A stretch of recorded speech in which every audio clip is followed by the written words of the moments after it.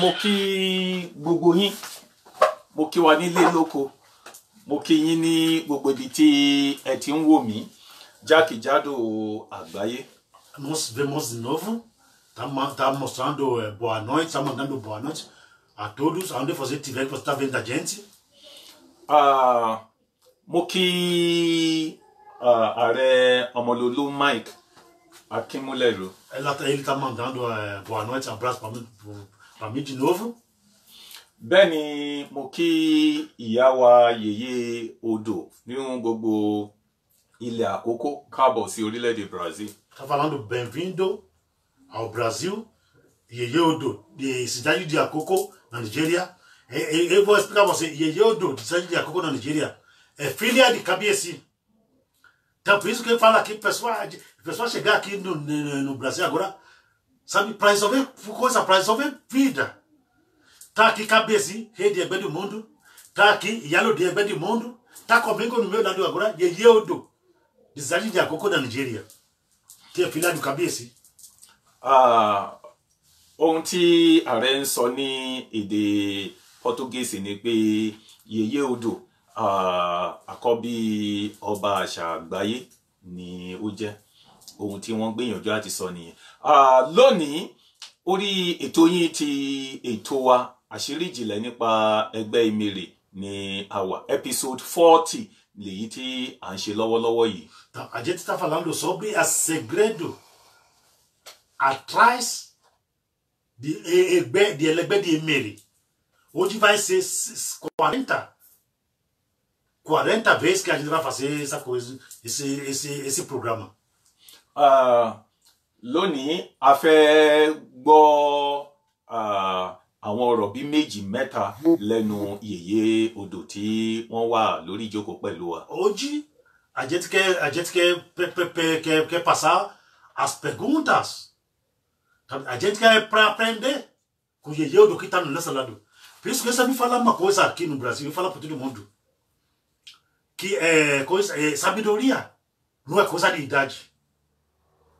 Conhecimento não é coisa de idade. Não é porque eu tenho 40 anos, então eu sei tudo. Não é porque eu tenho 100 anos, eu sei tudo. Não é porque eu tenho 70 anos de orixá, então eu sei tudo. Porque tem outro também, Nifa, que o homem lá foi lá aprender com o filho dele.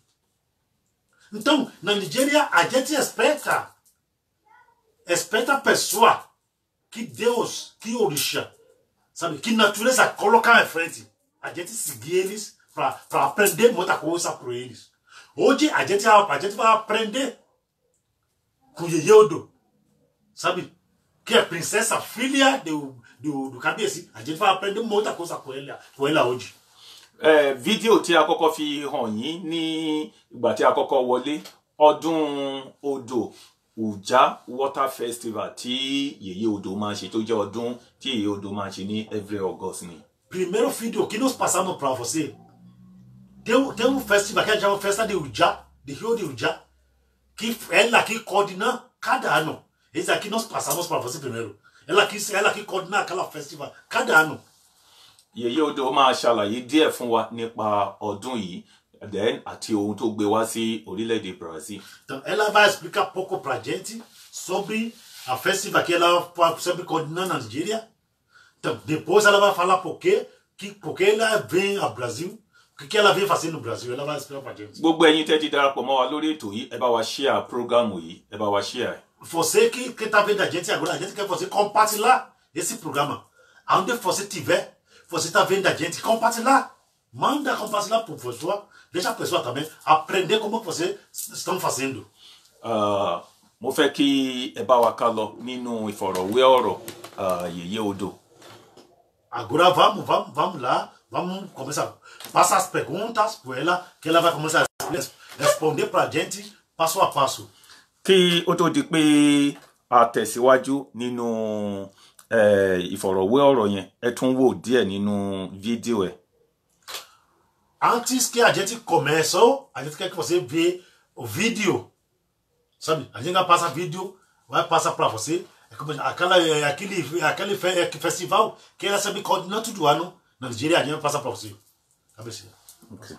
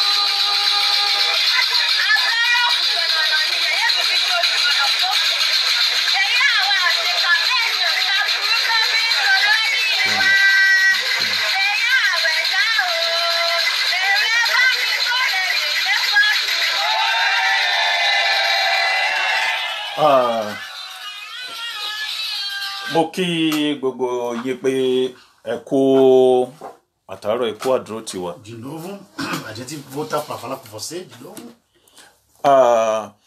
Mo ń fi àsìkò yìí mo fi ń kí àlejò wa tòní pé wọ́n káàbọ̀ sí. A gente está mandando bem-vindo ao Brasil para Yeye Odo de Akoko. Yèyé ẹ kú àbọ̀ sórí ètò tòní. Bem-vindo ao Brasil, Yeye. Ẹ máa sọ̀rọ̀ sókè dáadáa. Fala mais alta. Ẹ sọ orúkọ yín fún wa, Yèyé. Fala teu nome, Yeye. Orúkọ mi ni Arúwàjòyè Àṣàkẹ́ Àdè Omítọ́nàdé Yèyé Odò Ọ̀vọ́kíà Àkókó. Ela tá falando o nome de ela.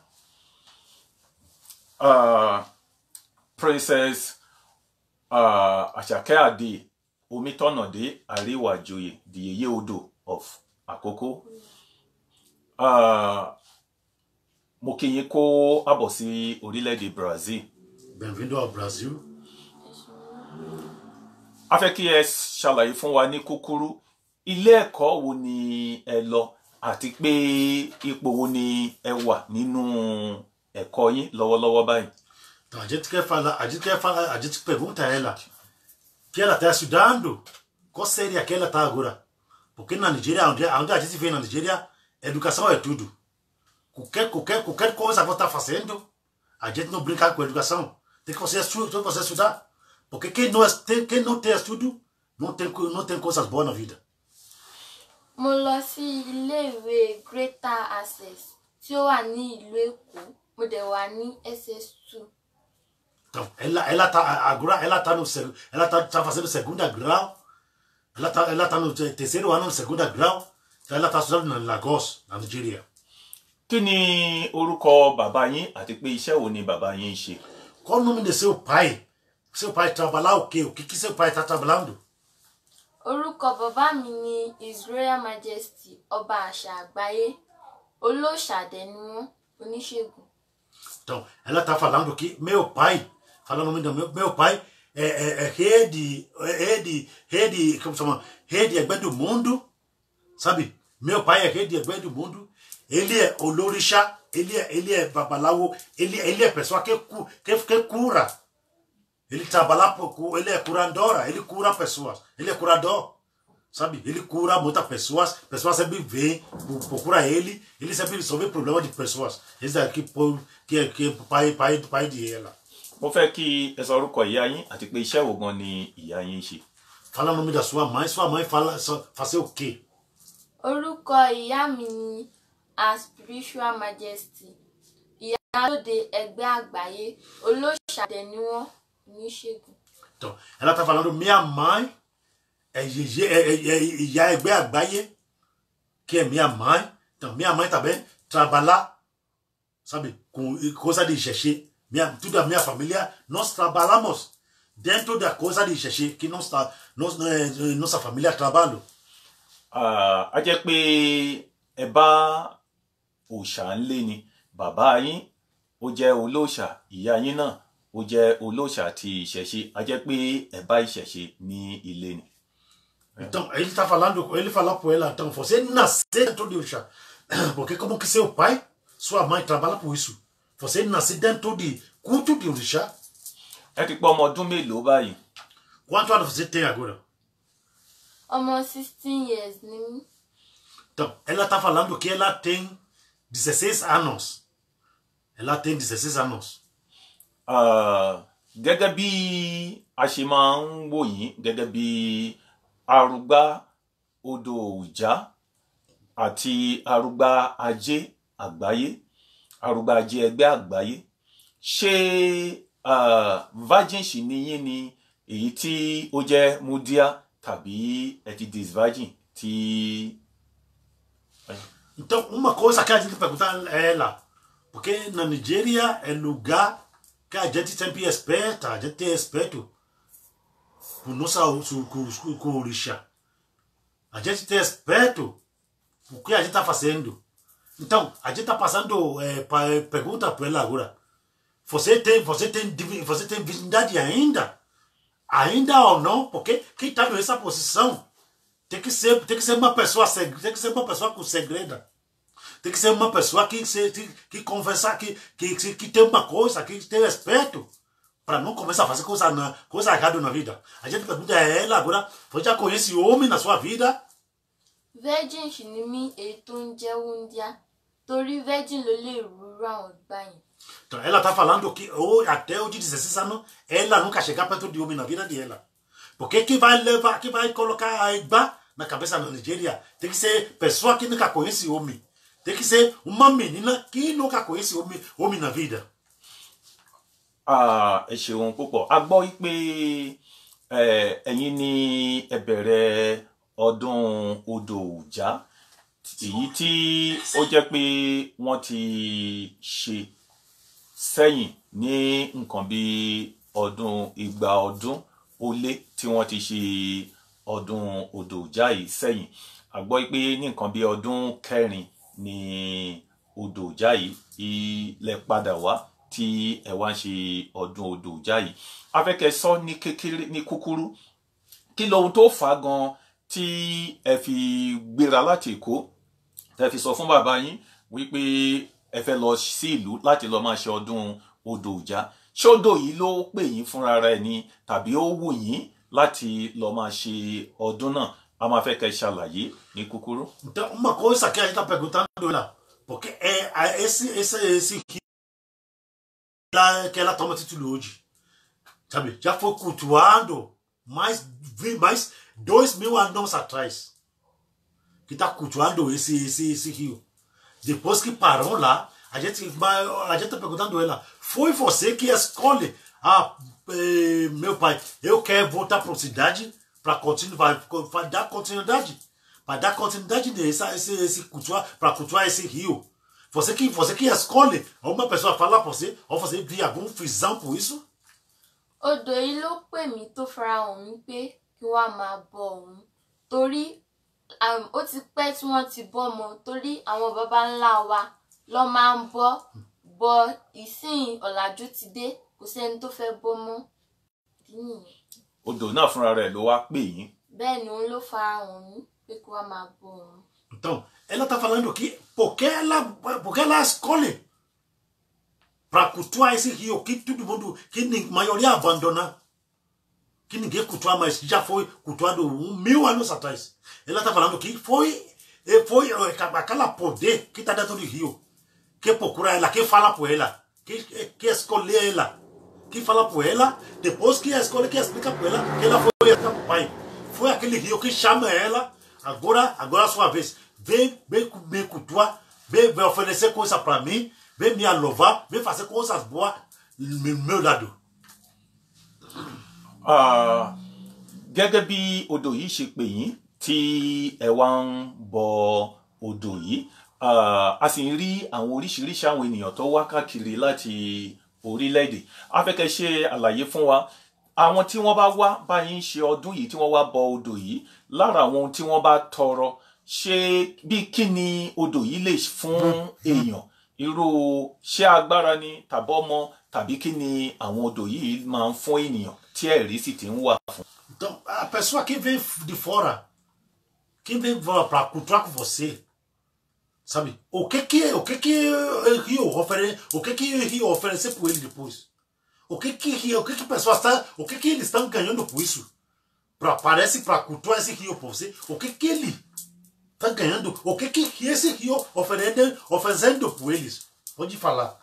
Odò yìí máa ń fún èèyàn lọ́mọ, ó máa ń fún èèyàn lówó, dẹ̀ máa ń fún èèyàn nígbéga. Ela tá falando desse rio. Quando você chegar perto desse rio, você pedir coisas boas que você quer. Filho, trabalho, como chama? Dinheiro, saúde. Tudo que você pedir ao lado desse rio. Você pedir com a fé. Tudo vai estar na sua mão. Irú àwọn tí wọ́n bá ń wá ọmọ tó bá wá sí ìdí odò yìí tó bá tọrọ ọmọ tí wọ́n yìí jẹ́jẹ́ odò yìí máa pèsè ọmọ fún wọn. Àwọn tó bá ń wá owó àtàwọn tó ń wá ìgbéga lẹ́nu iṣẹ́ tó bá wá sí ìdí odò yìí tó bá tọrọ ohun tó fẹ́ lọ́wọ́ odò yìí máa pèsè fún wọn. Então, quando você chegar perto desse rio, você pedir com promessa. Sabe? Tem que você pedir com promessa. Porque essa é coisa de recíproca. Você me dá uma coisa, eu dei coisa para você. Você pedir com uma promessa. Tudo que você pedir ao lado do rio, o rio vai dar tudo, ele vai colocar tudo na sua mão. Mas você tem que ser honesto. Porque honestidade é tudo. Quando você pedir, fazer promessa, porque vai ser uma coisa recíproca. Recíproco, né? Então, você me deu uma coisa, eu vou retornar, deu outra coisa para você. Tí ènìyàn bá wá sí ibi odò yìí, ṣé ẹ máa ń bu omi odò yìí fún ènìyàn lọ ni? Ṣé ẹ lè bu omi odò yìí fún ènìyàn lọ láti fi pé kónítọ̀hún lọ máa fi ṣe ìwòsàn, tàbí ẹ lè bù fún ènìyàn lọ tónítọ̀hún á dà sínú ìkòkò tá máa fi ṣe àdúrà? A fẹ́ kẹ́ ṣàlàyé. A gente tem a pergunta. Pessoa que sabe lá para cultuar esse rio com ela, dá para levar água de rio para sua casa? Dá para levar fazer coisas com água na sua casa? Àwọn àwòrò wà nídìí odò yìí tó máa ń bomi fáwọn èèyàn. Omi táwọn èèyàn máa fi ń ṣe ìwòsàn. Irú tára ọmọ bá ń gbóná tó bá fi wẹ ọmọ náà, ara ọmọ náà máa dá. Àwọn èèyàn máa ń bù lọlé tó máa fi ń ṣe ìwòsàn, tó dẹ̀ máa fi ń wẹ̀. Wọ́n lè mú, wọ́n dẹ̀ lè fi ṣàdúrà. Água que você pegar nesse rio, fazer cura. Essa água muito bom. Você levar para sua casa, você que está doente, não tem saúde boa. Então, que você levar essa água para casa, qualquer coisa que você usar para fazer com essa água, você quer o trabalho, você quer marido, você quer mulher, quer mudar a vida, sabe? Quer ser promovido, onde você está trabalhando. Então, qualquer coisa que você pedir, esse rio vai colocar tudo na sua mão.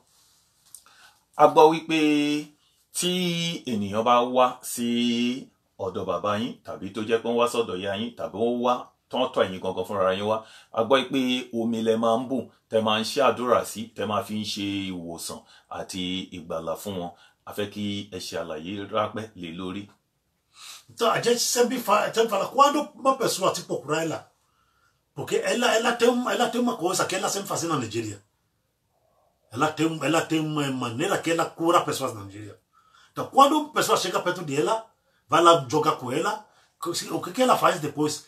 Ela vai pegar água, manda você beber essa água, às vezes ela joga essa água em você, às vezes ela manda você levar essa água a casa, ela cura com essa água de rio, que ela sabe coordenar, ela é coordenadora, ela organiza essa festival todo ano.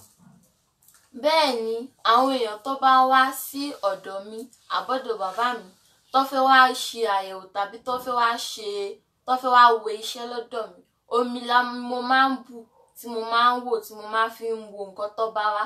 Àwọn oúnjẹ àdẹ̀ ló máa ń wo omi yìí. Ela tá falando que jogo de ela, como que ela jogar para a pessoa? Jogo de ela não é jogo de buço, não é jogo de ofelefa. Ela pegar água, coloca água na cabeça. Quando ela olha dentro dessa água, ela já fala tudo da sua vida para você.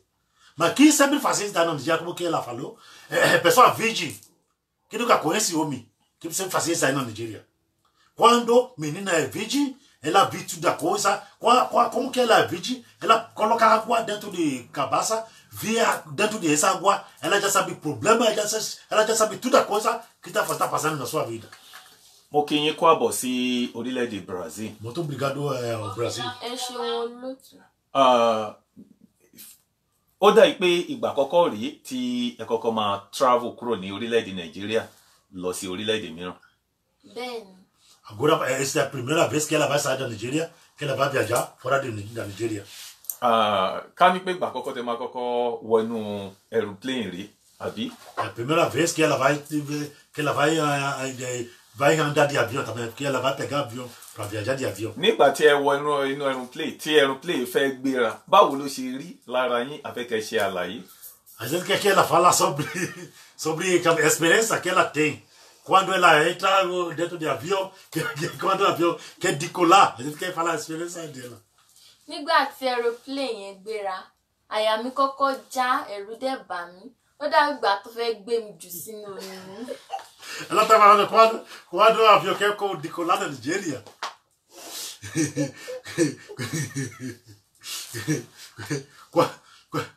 Quando o avião, quando ela entra, sabe?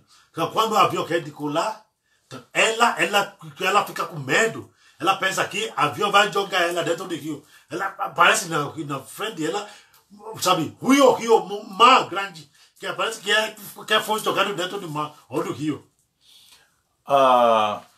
Lẹ́ẹ̀kan sí ẹ káàbọ̀ sí orílẹ̀-èdè Brazil. Bem-vindo ao Brasil, mais uma vez. A gbọ́ pé ohun tí ó gbé yín wá sí orílẹ̀-èdè Brazil ni nípa ọdún Ọ̀ṣun Itaguaí ní Rio de Janeiro. Então, a gente está falando que ela tem motivo para vir aqui no Brasil. Ela vem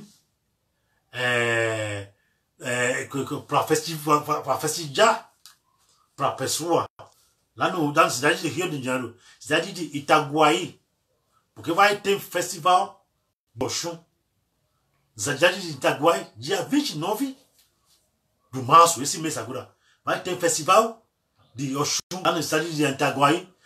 Boa noite, pai, meu pai Elias, tudo bem, pai, está bom? Vocês estão bem? Tudo está preparado já? A sì gbọ́ pé bí ẹ ṣe ń kí odò yín ní ìlú bẹ́ẹ̀ náà ni ẹ ṣe máa kí odò Ọ̀ṣun ní Brazil bí ṣe bó ṣe rí nìyẹn. Então a gente pergunta a ela, jeito que ela cultua Rio lá na Nigéria, assim que ela vai cultuar Rio de Ọ̀ṣun também aqui?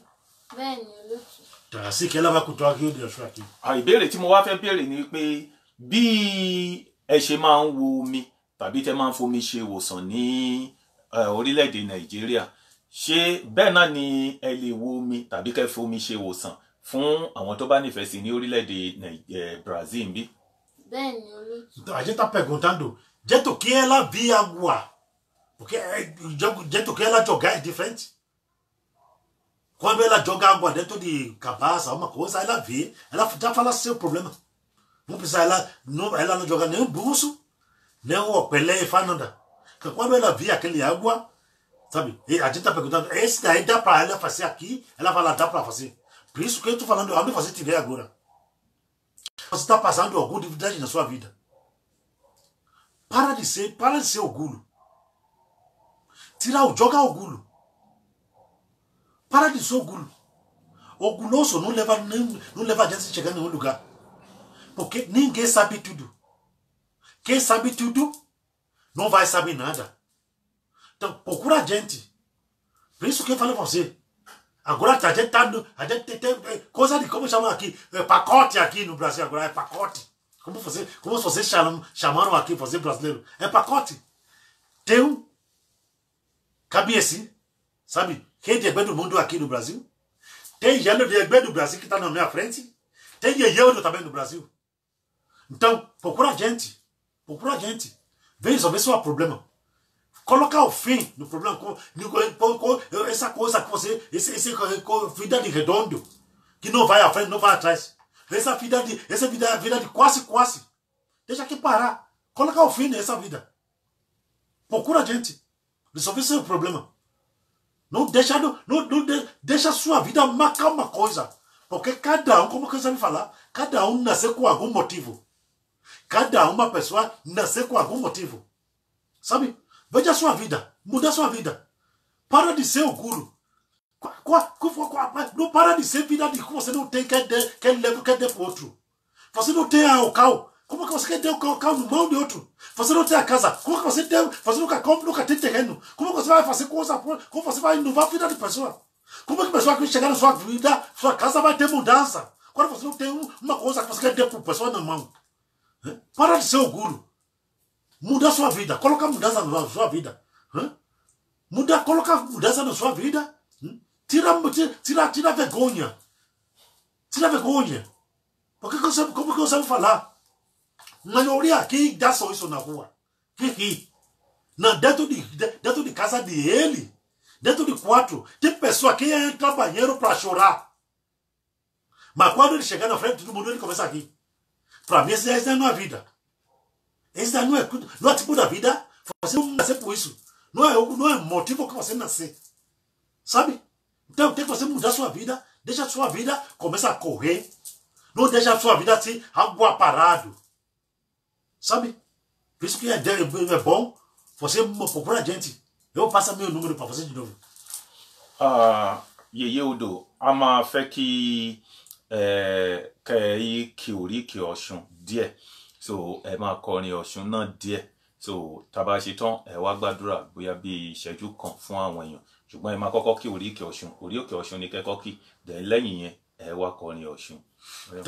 A gente quer que ela louvar Ọ̀ṣun. Que ela louvar Ọ̀ṣun pra gente.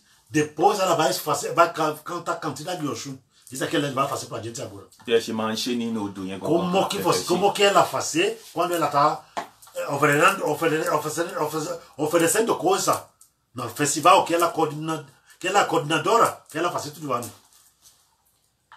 Ọ̀ṣun àwẹ̀dá orísun àjíkì o. Ọ̀ṣun àwẹ̀dá orísun àjíkì o. Orísun àjíkì abomimúni láradá. Abomimúni láradá àwẹ̀gbèjì àrùn. Àtẹ́lẹwọ́ mo bálà mi ò mẹ́ni tó kàn ọ́ o. Torí bíntí lata fi ń ṣọkọ ojú. Abẹ́rẹ́ òkú gbọ̀nànà ni yèyé mi fi ń ṣolùmọ̀ràn fókùn. Yèyé àwa ò ṣèkà bẹ́ẹ̀ ni ò ṣaburú tó fi ń ṣe lórí wa. Yèyé àwẹ̀dá o. Mi ò mọ owó yín fi ṣafárá o. Mi ò mọ ohun yèyé mi fi ṣèpẹ̀ o. Mi ò mọ ohun àwẹ̀dá fi ń ṣe lórí tiwa. Bó ṣàbàtà bó ṣe ṣẹlẹ̀ rú o. Kí yèyé ṣáà ti rómi bù sọ́mọ lára ni odò gbogbo làgbò. Èrò ẹ bá mi kórè yèyé fáṣun. Oore yèyé o. Omi o, ọ̀tá o, idẹ o, àgbà o, odò ẹrù màgbódù. Ìyá ọmọ mi o, ṣebí wà ló ní má bẹ̀lẹ́wé ṣeré, ó ní má bo onígbòǹgbògi ṣọ̀rẹ́, onígbòǹgbògi ṣubú lọ́jà mo kẹ̀rin sí ọlá mi ló tó mi ń jomi gbọ́gàn nínú ìdẹ́ ọ̀nìmọ́lẹ̀ odò. Èrò ẹ bá mi kórè yèyé fáṣun. Oore yèyé o, omi o, ọ̀tá o, idẹ o, àgbà o, olúwẹ̀rí màgbódù. Olúwẹ̀rí màgbódù òòṣà tó jọba nínú ayé tó tún jọba lálẹ́ odò.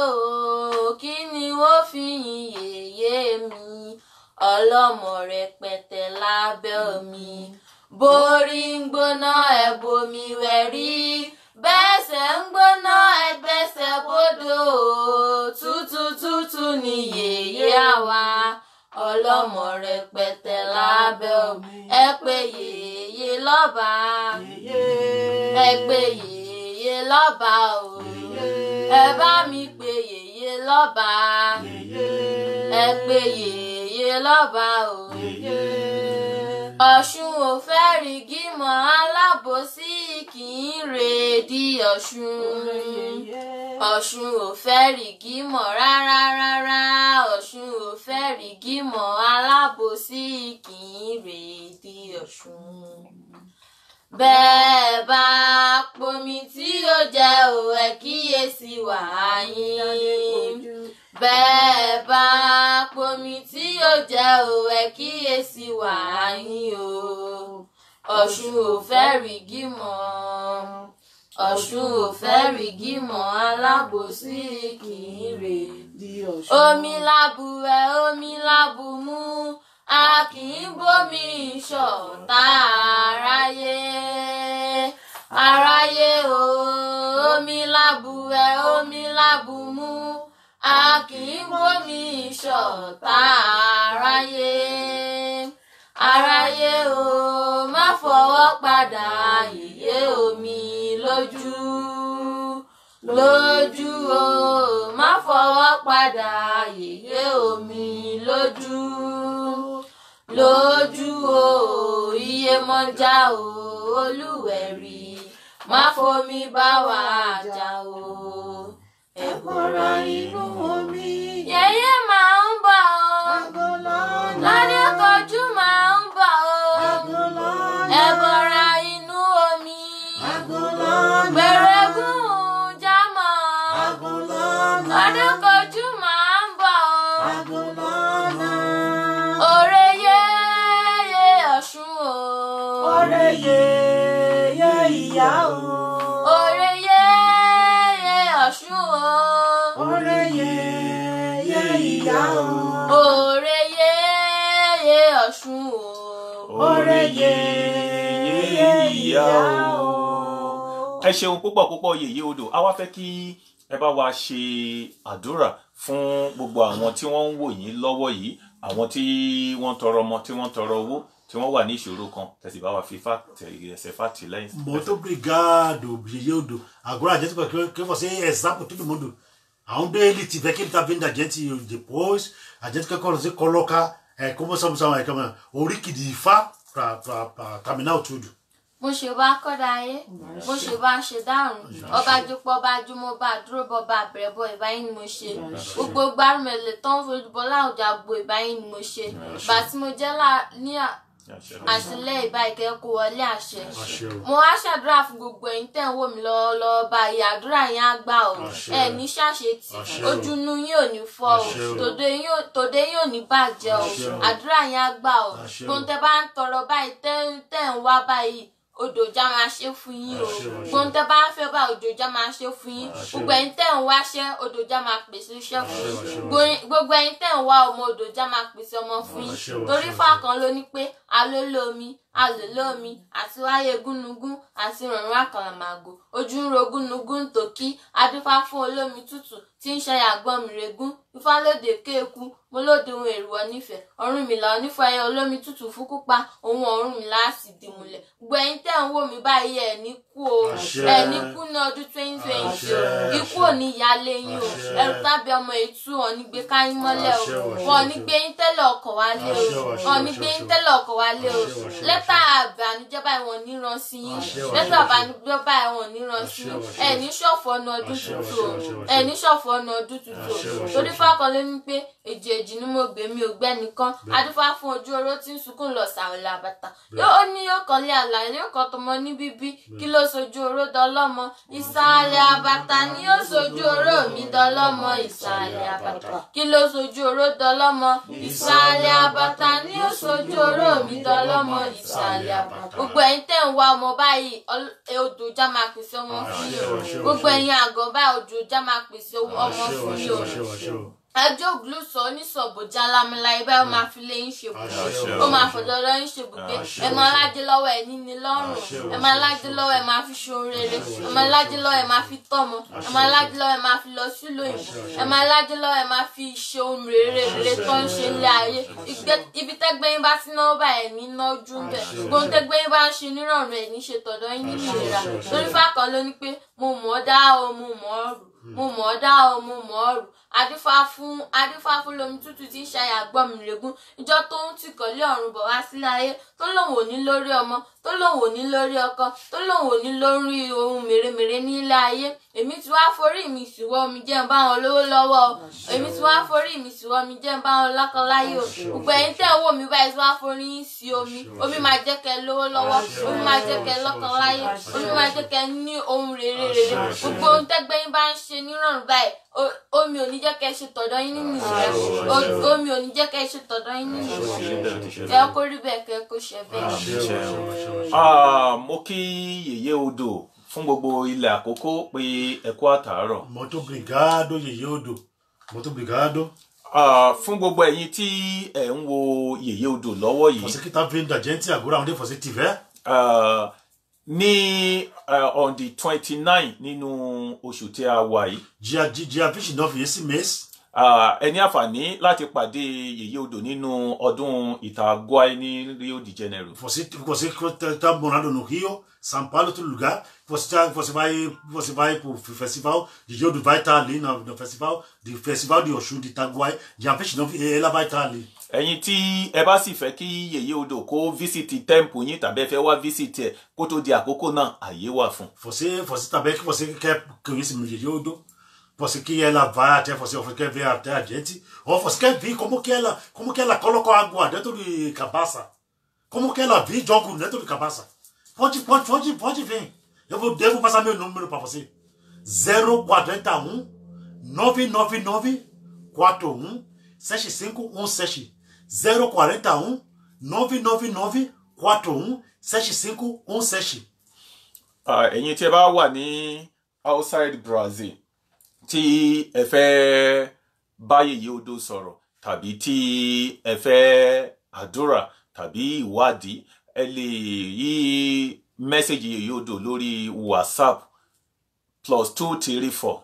Você que quer morar fora do Brasil, que quer conversar com Yèyé Odò através do telefone, é mais 234 80 33 70 26 25 25.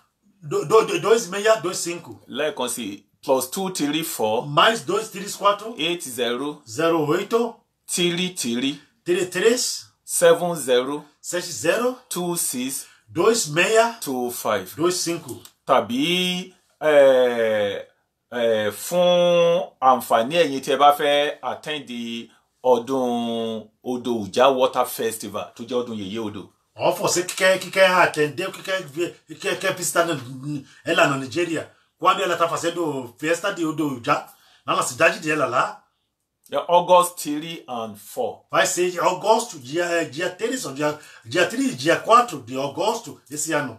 Ní ìlú Òkè Àkókó. Vai ser cidade de Òkè Àkókó, lá no estado de Ondo, na Nigéria. Yèyé Odò ó ṣì wà ní orílẹ̀-èdè Brazil títí di on the 29 oṣù yìí. Ẹ̀yin tí ẹ bá fẹ́ rí Yèyé Odò, phone number yín ni phone number ààrẹ Mike ni wọ́n ti pè fún yín yìí. Então, Yèyé Odò vai estar no Brasil até final de mês, esse mês. Ela vai estar no Brasil. Então, você que vai ver, quer pergunta, quer tirar as dúvidas. Sabe, eu já passei meu número para você, já passei meu número. Eu vou passar de novo. 041 99941 7517. 041 99941 7517. Esse meu número é WhatsApp. Pode falar comigo. Como que eu vou repetir de novo? Vamos tirar vergonha. Vamos tirar vergonha. Eu tenho vergonha. Todo mundo vai perceber, todo mundo vai saber que eu não sei nada. Não, ninguém sabe nada. Eu que tá aqui, que tô falando para você, eu tô aprendendo. Sabe? Eu quero aprender com o Yèyé Odò, eu quero aprender com o Kábíyèsí, eu quero aprender com o Ìyálóde Ẹgbẹ́ do Mundo. Como que ele também quer aprender com o outro lá? Como que Ìyálóde Ẹgbẹ́ fala pra gente que ela também aprendeu com a mãe, com a família, ela tá aprendendo hoje. Porque educação não tem idade. Educação não tem lugar. Educação, a gente aprende todo dia.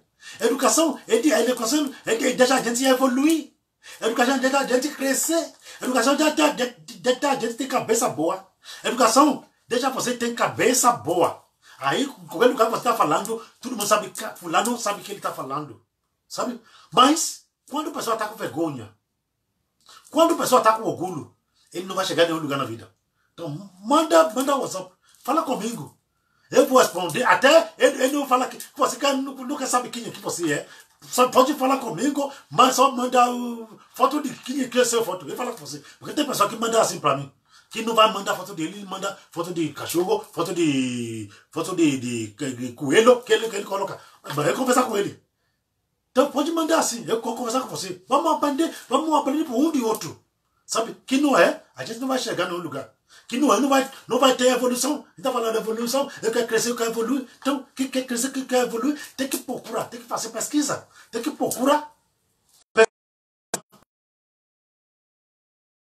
Procurar sobre sua vida, sobre sua família, sobre seus negócios, sobre seu terreno. Ẹ ṣeun púpọ̀. Muito obrigado a todos.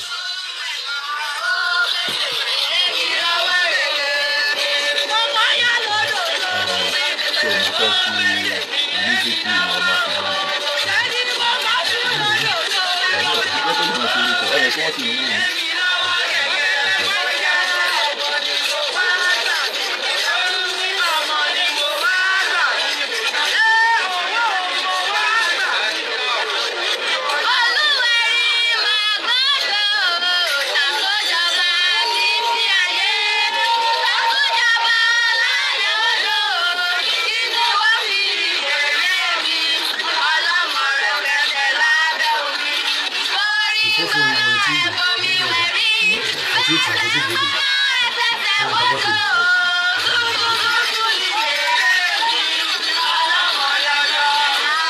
Ìkan tó lẹ̀ fọ́nì ìgbà tí wọ́n wà ní pé tí gálọ́pù ń wà yìí.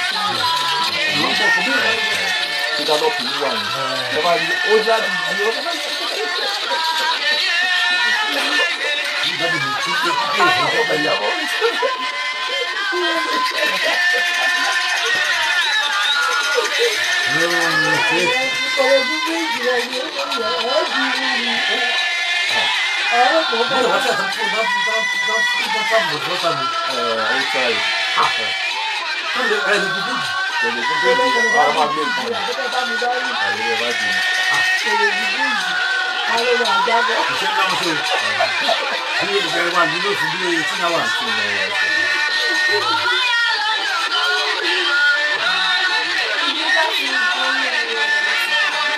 Então, vamos local.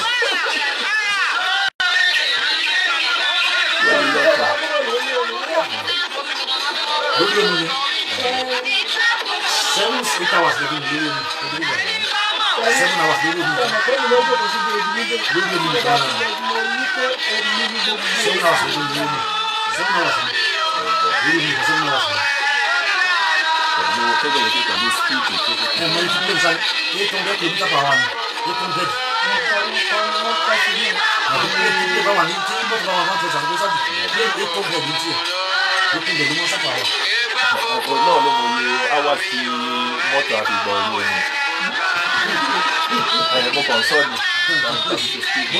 Mọ́tò tó a ṣe káàdì orí omi lásán mọ́tò àlejò 25 days.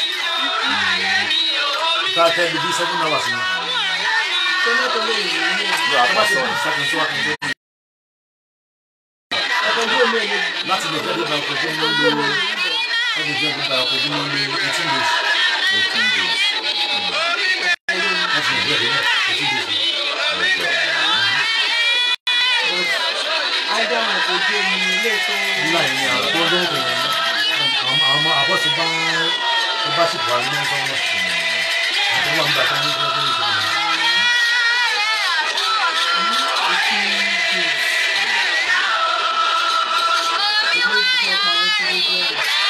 No, oh my God. One of my God.